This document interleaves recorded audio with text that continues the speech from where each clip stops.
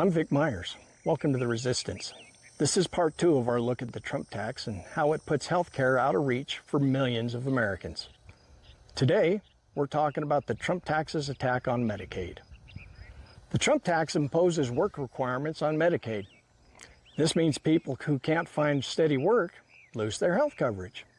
Hospitals will lose revenue. Emergency rooms will fill up. And without Medicaid, those hospitals don't get paid. That's not an accident. That's a plan. The Trump tax slashes federal funding for Medicaid. It pushes more of the cost onto states, forcing them to either cut services or cut eligibility or cut both. And when the funding dries up, rural hospitals are going to close. Clinics, rural and urban, will shut their doors. Families will lose the care they depend on. That's not an accident. That's a plan.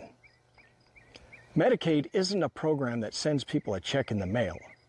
It pays the doctors, the hospitals, the clinics, the pharmacies. When Medicaid gets gutted, those payments stop, and people lose their doctor, their medicine, their hospital. Millions of families rely on Medicaid in our cities, our suburbs, and our small towns and rural places too. Millions of seniors depend on Medicaid to help pay their Medicare premiums. And that's true everywhere. But it hits especially hard in rural areas where there are fewer doctors, fewer clinics, and no safety net. That's not an accident. That's a plan. You know, you can move grandma in to help her housing costs. You can invite grandma to your table to help with her food costs.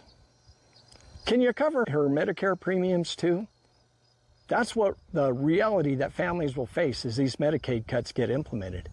And it's a reality that no working class family can afford.